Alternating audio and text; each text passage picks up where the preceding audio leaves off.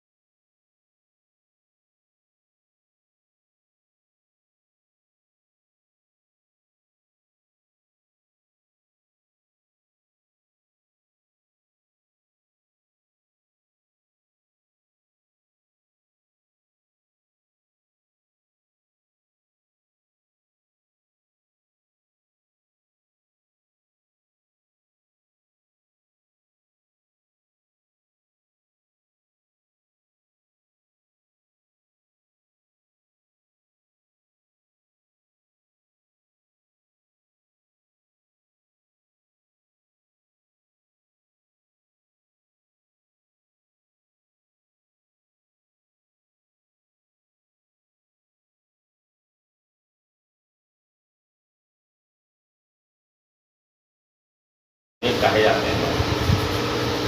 किसानों को इन कानूनों के बारे में कितनी जानकारी है, ये 3 कानून क्या हैं, क्या ये उनके हित में है, ये हम किसानों से जानें कि ये क्या है। कानून ये 3 बनाए गए। पहले कानून में ये बताया गया कि इस कानून के तहत संविदा पर कारपोरेट कंपनियां किसानों से खेती लेगी और उनसे कीमत तय होगी, उसी कीमत के आधार पे वो उसकी फसल उनसे ले लेगी। और दूसरे कानून में ये कहा गया कि आप लोगों के मंडी के बाहर अगर आप लोग कहीं भी पूरे हिंदुस्तान में कहीं भी अपनी फसल बेच सकते हैं, मंडी के बाहर आप बेचेंगे तो आपको मंडी शुल्क नहीं लिया जाएगा। इसके अलावा कुछ आवश्यक वस्तुएं थीं जिनको आवश्यक वस्तु कहा जाता था, जिनके लिए एक सीमा थी कि इस सीमा से ज़्यादा आप उसको इकट्ठा अपने घर पे या अपने गोदाम में नहीं रख सकते हैं। वो चीज़ें हैं प्याज, आलू, गेहूँ, दाल, खाने वाले तेल। ये अब ये सरकार ने कह दिया है कि ये कोई भी कितना भी इसका भंडार अपने पास रखे, इसकी कोई सीमा नहीं। हम जानना चाहते हैं आज कि ये कानून जो 3 लाए गए हैं, जिनके हित के लिए लाए गए हैं, जिनके फायदे के लिए लाए गए हैं, आखिर वो ही अपना फायदा कराने के लिए क्यों तैयार नहीं है, और वो अपने खुद विरोध कर रहे हैं, प्रदर्शन कर रहे हैं पूरे भारत में कि हमें यह हित नहीं चाहिए, इसमें हमारा कोई हित नहीं दिख रहा। इस पर चर्चा करने के लिए हम उन किसानों के सामने उपस्थित हैं कि उनसे जाने कि ये कानून आपके लिए हितकारी है या आपके लिए नुकसानदायक है। कानून हमने आपको बताया कि इस कानून के तहत आप जो मंडी पूरी तरह आपकी खत्म हुई जा रही है, और इन तीनों कानूनों में ये कहीं नहीं लिखा है कि न्यूनतम समर्थन दर जो सरकार तय करेगी अनाज की, उससे कम कीमत पर कोई कारपोरेट, कोई बिचौलिया या कोई भी शख्स आपसे उससे कम में नहीं खरीदेगा, और अगर उससे कम में खरीदेगा तो उसको क्या सजा दी जाएगी, ऐसा कुछ नहीं है। तो आप लोग इस कानून को अपने पक्ष में मानते हैं या अपने खिलाफ मानते हैं, इसका विरोध करते हैं आप लोग, ये जानने के लिए हम आज आप लोगों के बीच में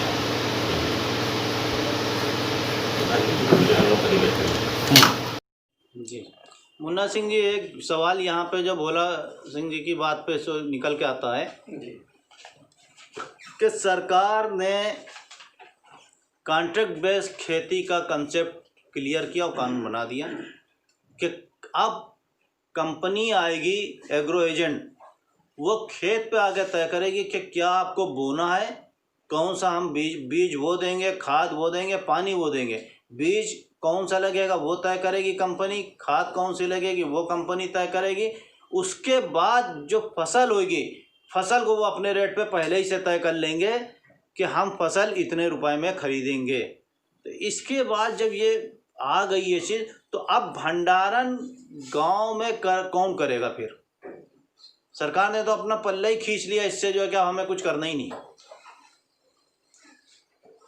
देखिए, सरकार ने जो कॉन्ट्रैक्ट बेस कर दिया है, संविदा पर खेती की बात जहाँ पर आती है, सपोज करिए एक व्यवसायी गांव जाता है और उस पूरे गांव की खेती को कॉन्ट्रैक्ट बेस पर ले लेता है और सभी गांव के किसानों को बुला करके वो डायरेक्शन देता है कि आप सभी लोग पूरे गांव में इस फसल को बोएंगे, इतनी खाद डालेंगे और जब ये फसल तैयार होगी तो हम आपसे इतने रुपए कुंटल के हिसाब से हम आपसे खरीद लेंगे। ये कॉन्ट्रैक्ट बेस हो गया। लेकिन अब इसमें सवाल ये उठता है कि पूरे गांव ने फसल बो दिया, फसल तैयार हो गई और वो कट भी गई। उसके बाद जो व्यवसायी कॉन्ट्रैक्ट बेस पर ले गया था वो देखने आता है और अगर वो ये कहता है कि देखिए साहब, जो मेरा मानक है उसके अनुसार ये फसल आपकी नहीं है, उसमें ये फसल आपकी फेल होती है। सपोज करिए आलू ले लीजिए या गेहूँ ले लीजिए, गेहूँ को कह दिया कि इसका दाना तो छोटा हो गया, ये मेरे किसी काम का नहीं है, और उसके बाद वो कहता है कि साहब इसको हम नहीं लेंगे। या आलू छोटा निकल गया, वो कहता है इसका साइज छोटा हो गया, इसको हम नहीं लेंगे। तो उसके ऊपर गवर्नमेंट ने कोई ऐसी बाउंडेशन नहीं लगाई है, कोई ऐसा कानून नहीं लगाया है कि अगर उस संविदा को वो नहीं मानता है तो आप जुडिशरी में इसका चैलेंज कर सकते हैं, जुडिशियल न्यायालय आप जा सकते हैं। ऐसा कोई कानून नहीं है। अच्छा, अब किसान की ये मजबूरी है। अब वो कहता है कि हमारा आपका 20 रुपये में कॉन्ट्रैक्ट हुआ था, इसको हम 10 रुपये में खरीदेंगे। तो ये किसान की मजबूरी होगी कि वो 10 रुपये में बेचेगा उसको। कारण ये है कि उसने खाद भी उधार लिया है, पानी भी उधार लगाया है, ट्रैक्टर का किराया भी बाकी है, बीज भी उधार लेके आया है।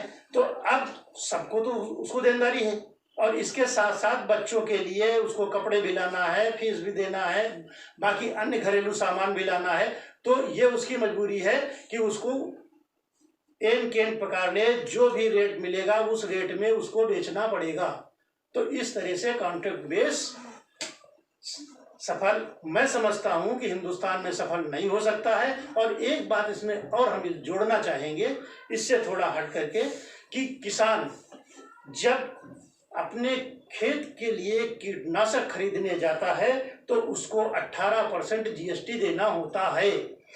ट्रैक्टर का पार्ट खरीदता है, कृषि यंत्र खरीदता है तो 28% उसको जीएसटी देना होता है। फिर इसके अलावा अगर वो बीज खरीदता है तो बीज पर भी उसको 12% जीएसटी देना होता है। नसीम साहब, आपने सुना कि किसानों की जो समस्या है, ये जो 3 कानून बने, इससे किसानों को जो बातचीत निकल के आ रही कोई फ़ायदा नहीं नज़र आ रहा है। क्या आपको लगता है कि किसान बिल ऐसे समय में लाना जब कोरोना काल चल रहा है ज़रूरी था या किसानों के साथ धोखा किया गया? अभी जैसा भाई साहब ने बात कही, बहुत अच्छी बात कही कि किसान बीज खरीदता है उस पर जीएसटी देता है, किसान ट्रैक्टर का पार्ट्स खरीदता है उस पर जीएसटी देता है। जैसे बताया आपने कि शराब बिकती है उस पर मूल्य निर्धारित होती है। किसान और उसका सारा परिवार मिल के किसानी करता है, उसके बाद जब फसल तैयार होती है उस पर कोई रेट निर्धारित नहीं होता। जबकि किसान किस तरह से अपने परिवार का पालन पोषण कर रहा है ये चीज़ किसी छुपी नहीं है। क्या सरकार नहीं जानती कि आत्महत्या क्यों कर रही? हाँ, इस चीज़ पे इस कानून में कहीं जिक्र नहीं किया गया कि अगर नुकसान होगा तो किसान आत्महत्या करेगा कि क्या करेगा। इस चीज़ का जिक्र नहीं किया गया। कहीं कुछ नहीं। आपकी कुल मिला समझ के से सरकार का सिर्फ जो है ये फर्जीवाड़ा है। इससे किसानों को कोई फायदा नहीं होने वाला है, उद्योगपतियों को फायदा मिलेगा। उत्तर प्रदेश के एक सुदूर गांव में इस चीज़ को जानने के लिए एकत्रित हुए हैं कि मौजूदा सरकार जिस तरह से सभी चीज़ें प्राइवेट कंपनियों को बेचती चली जा रही है, उसी तरह देश की 70% आबादी को बेचने के लिए 3 नए कानून बना के उन पर थोप दिए गए। कोई वजह नहीं बताई गई कि ये कानून क्यों बनाए गए। इस चीज़ की कोई वजह नहीं बताई गई। किसानों ने इन कानून की मांग नहीं की। किसानों ने नहीं कहा कि उनको ये कानून चाहिए, ना किसानों ने अपने हित की कोई बात कही। ये वो कानून है जिनके लागू होने के बाद औद्योगिक घरानों को बेहद फायदा होने जा रहा है। केवल और केवल औद्योगिक घरानों को, चाहे वो मंडी के माध्यम से हो, चाहे किसान के माध्यम से हो, चाहे FCI वगैरह जैसे तमाम सरकारी कारपोरेशन है जो खाद बीज का काम करते हैं, जो अनाज इकट्ठा करते हैं, जो अनाज इकट्ठा करके आम जनता को पहुंचाया जाता है, राशनिंग की जाती है, उसको ये सब चीज़ प्राइवेट की तरफ जा रहा है कि सब चीज़ निजीकरण हो जाए। इसी क्रम में हम आज अपने गांव में बैठे किसानों के बीच चर्चा करेंगे, डिबेट होगी। हमारे साथ सीनियर एडवोकेट महफूज आलम साहब, उत्तर प्रदेश पिछड़ा वर्ग संघ के अध्यक्ष महासचिव Munna Singh Yadav ji, x DGC criminal Lucknow रहे, भोला सिंह पटेल जो BDM ऑर्गेनाइजेशन के चेयरमैन हैं, और मोहम्मद। किसानों की बात करेंगे हम, तो हम पहले परिचय कर लें किसानों का कि हमारे बीच में कौन कौन किसान हैं। हाँ, प्रधान जी से बात पूछेंगे कुछ। राम मुन्ना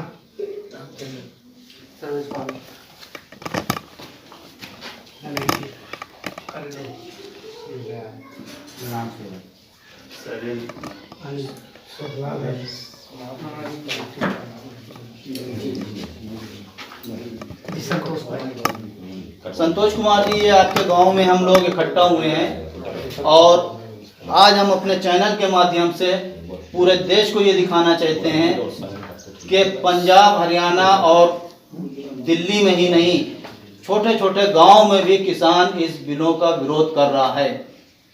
हम इसलिए इस गांव पहुंचे हैं अपने चैनल के माध्यम से आप लोगों की बात पूरे देश की जनता और देश के नेताओं को, पक्ष को, विपक्ष को, सबको पहुंचाना चाहते हैं। आप जानते हैं कि ये कानून आपके पक्ष में है कि विपक्ष में? ये जो किसान बिल पारित कराए जाने की अनुशंसा वर्तमान सरकार द्वारा की गई है, और हम देख रहे हैं कि पूरे भारत में, विशेषकर पंजाब जैसे बहुत महत्वपूर्ण कृषि प्रधान राज्य से और उत्तरांचल, पूर्वांचल, दक्षिणांचल तक सब कहीं किसान विरोध कर रहा है। हम जानते हैं कि यह बिल किसी भी दशा में उत्तर प्रदेश, मध्य प्रदेश या सभी पूरे राज्यों के किसानों के लिए ये हितकर नहीं साबित होगा। इस बात की सुगबुगाहट पूरे देश के कोने से सुनने आ रही है।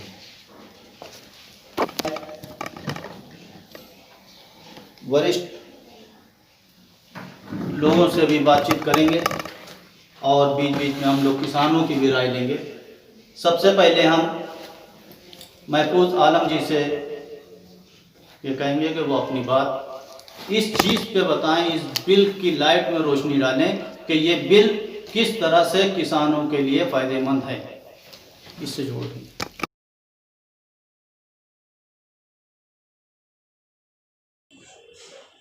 महफूज साहब, एक सवाल छोटा सा है कि क्या आपको ये लगता है कि इस कानून से जो बनाया है इन्होंने, इस कानून से किसी तरह से किसान को क्या फ़ायदा हो रहा, कहीं से दिख रहा है फ़ायदा आपको कि किसान जब एमएसपी ख़त्म कर दी, खाली मंडी में एमएसपी लागू होगी और खेत पे फसल बिकेगी, तो किसान को क्या फ़ायदा होगा। और एक चीज़ इसमें और हम जोड़ दें इसी के साथ में कि जो किसान जाके मंडी में फसल बेचता था, सरकारी जो कांटे थे, धर्म कांटे जिनको कहा जाता है देसी भाषा में, सरकारी धर्म कांटे पे मंडी में जाके तौल करके बेचता है। और वो गेहूं या धान या जो कुछ होता था उसमें ज़्यादातर एफसीआई, फूड कॉरपोरेशन और कर्मचारी कल्याण निगम के लोग ये खरीदते थे।